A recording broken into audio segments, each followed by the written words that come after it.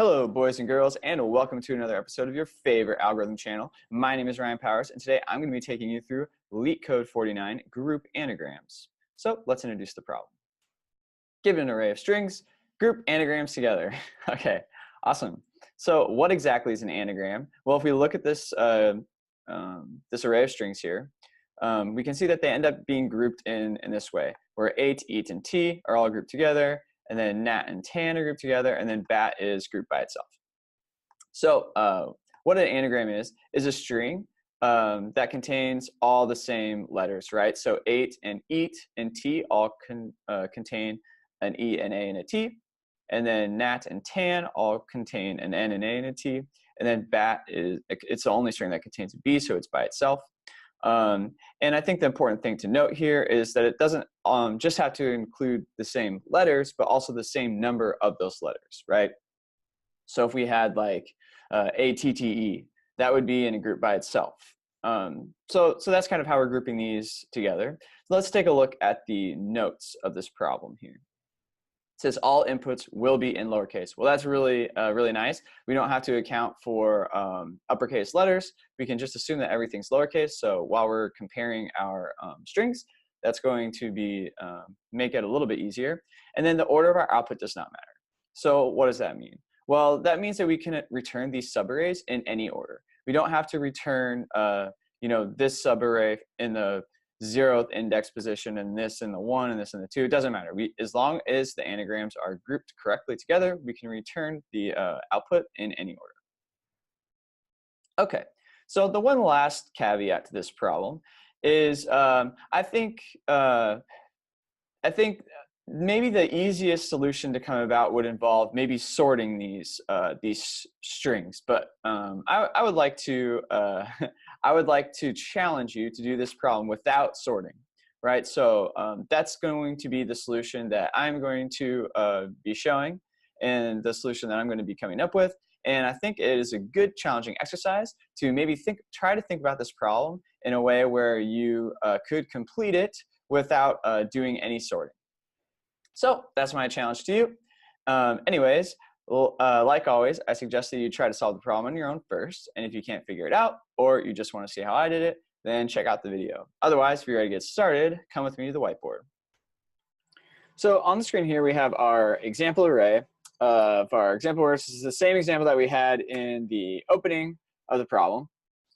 And what's the strategy we're going to use to solve this problem? Well, I first want to go through the answer where we're actually sorting the strings, right? Because that's kind of the most intuitive way to solve this problem. So what we're going to do is we're going to iterate over this array. We're going to sort each string, and then we're going to hash each string to the sorted value, right? So that way, any string containing the same letter count and the same letters is going to hash to the same string, right? So let's kind of go through a round of solving that really quick. So what's the first thing we're going to do? Well, we're going to iterate over our array of strings, and we're going to first, we're going to grab eat, we're going to split that, right? Then we're going to sort it, then we're going to join it together, and then we're going to check to see, is this string in our object? Well, it's not in our object, right? So we need to make an array for that, make a bucket for that. So we'll take AET, and we'll create an array, and we'll store eat in that array. And then we'll move on to our next string in the array. And we'll get to t. Well, what are we going to do with t? We're going to split it, we're going to sort it, and then we're going to join it together. And we're going to check, is AET in our object? It is. So we're going to push t into that same array. And we'll move on to tan. So we'll split tan, sort it, and join it together. Forgot to join it there, but we create a bucket, ant, right? Because ant was not in our object, and we'll stick tan in there. Okay, great. Moving on to 8. We're going to do the same thing. We're going to split it, sort it, join it. We're going to look for AET. We're going to find it, so we're going to push that into its corresponding array. Moving on to nat, we're going to split it, sort it, and join it. Looking for ant, we find it. So we'll store nat in that array. And then finally, bat. We'll split it, sort it, join it. We'll look for ABT. We won't find it, so we'll create a bucket for that, and we'll push bat into that array. So what do we need to do at the end here? Well, we need to turn our answers, we need to iterate over those buckets, and we need to just kind of push them into one array. So that's going to be our answer set. So that is the kind of most intuitive way to solve this problem. It's certainly the way that I solved this problem the first time I looked at it. And let's talk a little bit about what's the time complexity of this solution. Well, the time complexity of this solution, well, if we say that n is equal to the length of the array, so n is equal to the length of the array, and then we'll say that each string, we'll call that s, right? And what's the worst case? The worst case here is the maximum string, right? So we'll say that x is equal to the maximum string that we have in our array. So our time complexity is going to, so we're going to be doing n things, and then at each index of that array, we're going to be sorting the string, right? Sorting is n log n, or in this case, s max log n, right? That's the worst case. So we can say that our time complexity is a big O of n times s log s, or slogs, right? We can call it slogs. But what is the space complexity of this? Well, the space complexity of this is big O of n, right? Because we're storing every value again. We're restoring it and returning it as our answer. I guess you could say if you don't count the answer as part of the space complexity, then we're not using extra space. But in this case, we'll just go ahead and say that we are counting it as space. But you could also say that this is big O of n times s, right? So if we basically count s as storing each individual character as taking up space, well, then it's n times, in the worst case, the maximum string value, right? So that's kind of a quick run through of maybe the most intuitive way to solve this problem. But what we want to do is we want to figure out a way to remove this part, right? This log s. How do we avoid doing sort, right? How do we avoid doing sort and turn this problem into an n times s solution? How do we gain just a little bit of optimization here and do that? And that's what we're going to cover in the next section. And we want to go to big O of n times s. So if you solved it using the sorting method, maybe take a minute, think about how could we break this problem down and solve it in n times s without doing sort. Otherwise, let's take a look at how we would solve it without doing a sort. So on the screen here, I have an array full of zeros, and each one of these indices in this array is mapped to a specific character. So how are we going to create a hash? How are we going to turn this problem into an n times s, the length of the string? Well, we're just going to use the character count, right? So we're going to iterate over the string. We're going to get the count of the character, and we're going to create a hash for that string. So each one of the indices in this array is mapped to a specific character. There are many different ways we could accomplish this mapping. We could create an object and manually have the letters as the keys and its index value as the index to this array. And then we could get the index and map into this. There are a few different ways we're going to accomplish it, but we'll go into that in the coding portion of this. But let's just say that we have a way of mapping each character to an index in this array. So that's what we're going to do. So we're going to iterate over this array of strings, and we're going to iterate over each string, and we're going to create a hash for it. So let's go through a round of solving this problem and get a better idea of kind of how this is working. So we'll iterate over the array first, and we'll get to eat. So we'll iterate over eat. Well, we'll find that we have an e, so we'll increment the index at e. We'll find that we have an a, so we'll increment the index at a. We'll find that we have a t, so we'll increment the index at t. And then we will join this all together into our hash. Okay, so we'll check our object for that hash. We don't have it yet. So we will push eat into the bucket for, ooh, that's kind of ugly. I think that's going to work itself out. But we'll push eat into the bucket for that hash. And then we'll move on to the next item in our array. And we'll reset our array, and we'll move on to t. Well, we'll iterate over t. We'll find a t. We'll increment that. We'll find an e. We'll increment that, and we'll find an a. We'll increment that. We will join this together, creating our hash. Oh, yeah, we have this hash already. I recognize it. It's right there. So we will push t into that same bucket. So now we have a hash that contains e and t. We'll move on to the next item. We're resetting the array. Moving on to the next item, tan. Okay, we'll iterate over tan. We'll find a t. We'll find an a. We'll find an n. We'll create a hash for that, and we don't find it. So we will create a bucket for tan, and we'll push that in, and we'll move on to the next item in our array, 8. So we'll iterate over 8. We'll find an a t, an e. and we'll stringify that together, and we will find it in our object, ATE. And so we'll push 8 into that corresponding bucket, and we'll move on to the next item. Resetting. Okay, we'll iterate over nat. We'll find an N, an a T, and this is the hash that we come up with. Oh, well, we have that hash, so we'll push nat into that bucket, and we'll move on to the next item. So the final item is bat. So we'll iterate over bat. We'll find a beat, an a, and a t, and the hash is going to be this thing. We don't find that in our object, so we create a bucket for bat.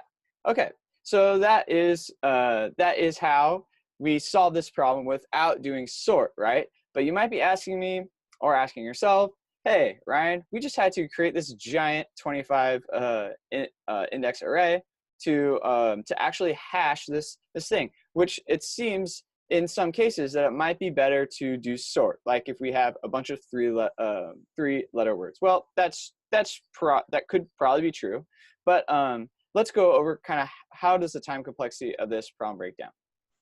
Okay, well, first of all, we'll push all our answers into this array. There's our answer array. But okay, what about the time complexity? Okay, so still our array down here is equal to n, and our string is still the maximum string, right? But what about this part? Well, yeah, so we're iterating over each of our strings, but what about this part here? So what is the time complexity of doing this operation, right? Because we have to create this array, we have to create a hash for every single string. So, and the hash is much longer than the current strings we're working with. But you can imagine that if our string was not one word, right? Maybe it was a sentence, right? Or a phrase, or a grouping of words. Well, it could get a lot longer than 25 spaces. So iterating and creating a hash could be less expensive than actually sorting, right? The longer the input grows, the more time consuming that sort becomes, but the hash, creating the hash, is always constant, right? And why is it constant? Well, because the hash is only 25 spaces long and will always be 25 spaces long. It doesn't have an impact on the size of the input, right? The sorting becomes more expensive the longer S max becomes, right? S max. So that is dictated by the input values. But our hashing is 25 spaces long. It will always be 25 spaces long. So we can consider this a constant time operation. It's constant. It's 25.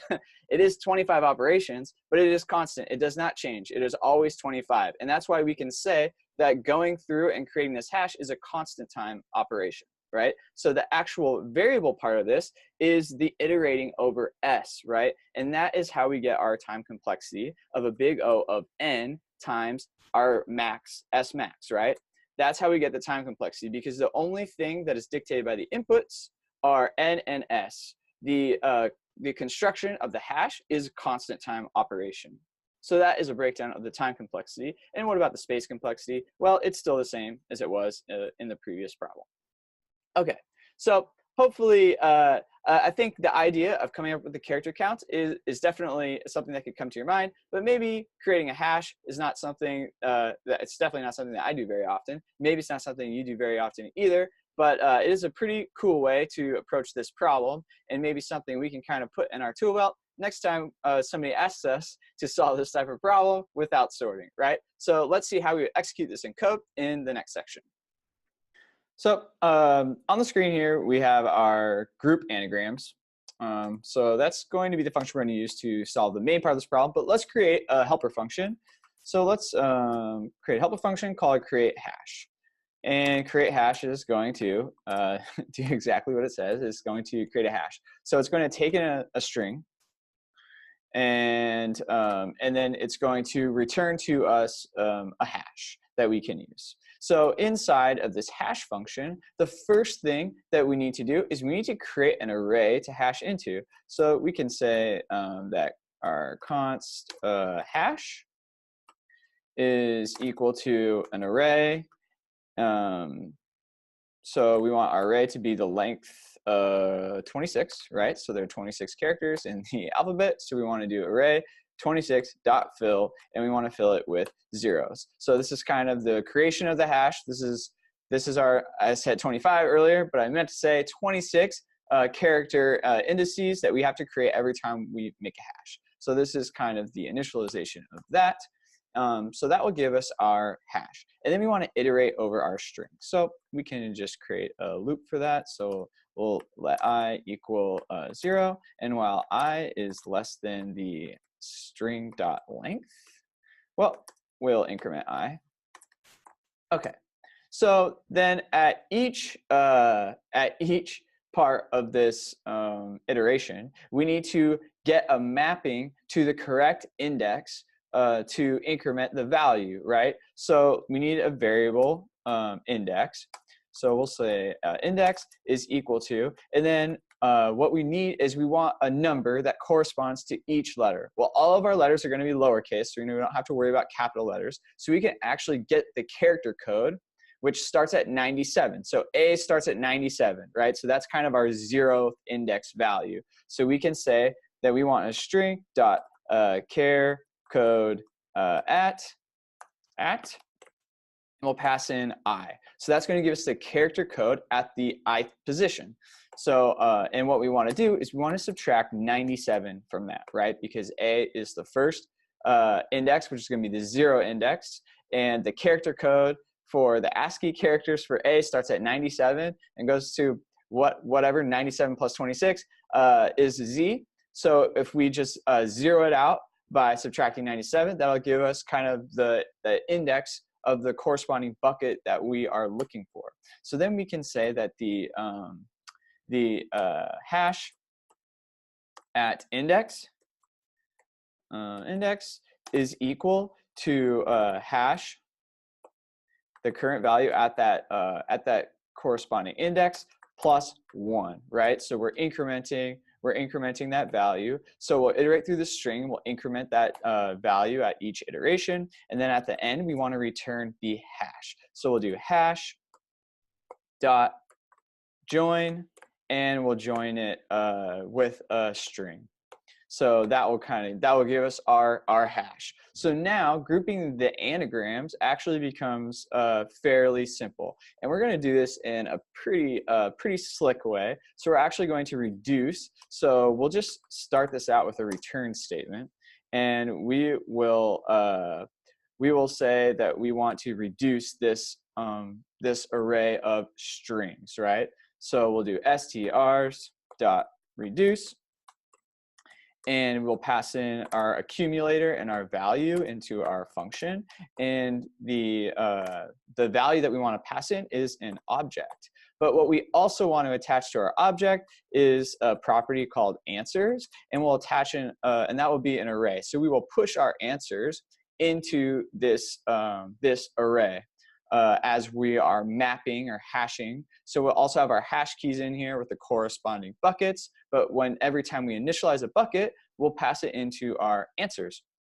So, so the first thing we want to do is get a hash. So we'll say const hash is equal to create hash, and we want to pass in the current value, which is v. So v is going to be each one of our strings inside of our strings array.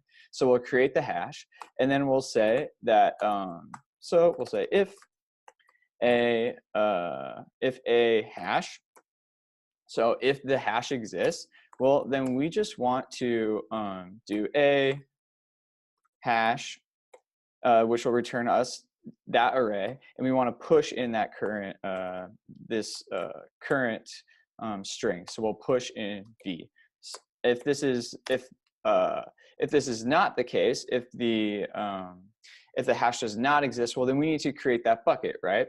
So the else case is that the bucket does not exist, so we need to initialize it. So we'll say a hash is equal to array, and we'll initialize it with that string value, right?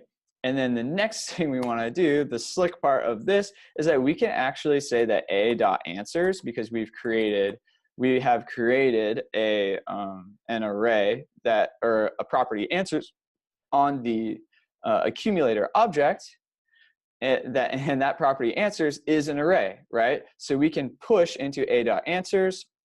So we'll do a.answers.push, and we can push in a and the current hash, right? So every time we push an item in this if case here, if it already exists, well, we're going to push that next string into that bucket, and this array of answers here is its array just has a reference to all of these different buckets inside of it. Every time we create one, we push a reference into our answers. So we're kind of keeping track of that array while only having to push into the array one time. We're just saving ourselves the trouble of going through this object at the end and then manually pushing all of those items in.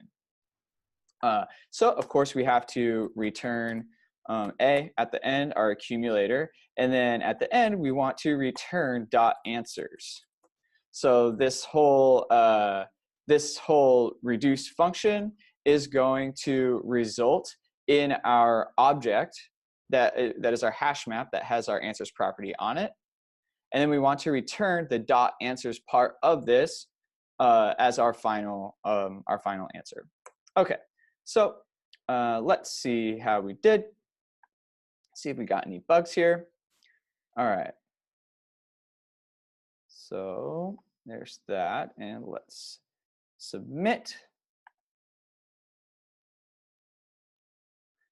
Okay, great. All right, so I don't know what's going on with LeetCode again, but they seem to always want to slow down my runtime to make me look bad. So we're going to play the same game where I grab the best answer on LeetCode and run it against our solution. So ours is faster than 68%. Let's go ahead and check out how the best solution that we can find on LeetCode is running.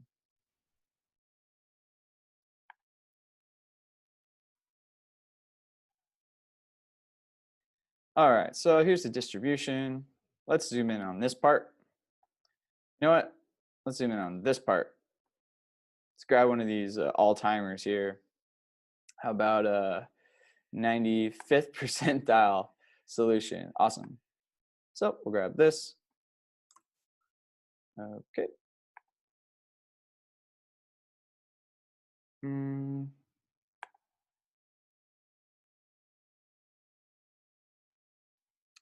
Okay, and we'll paste this in here. Man, that's shorter. That looks pretty good. Let's run it. Oh, all right. I mean, that's pretty good. So we're kind of in the range here. We're 4 milliseconds slower. I can deal with that. Anyways, I hope you enjoyed this video. I hope you learned something, and I hope to see you in the next one.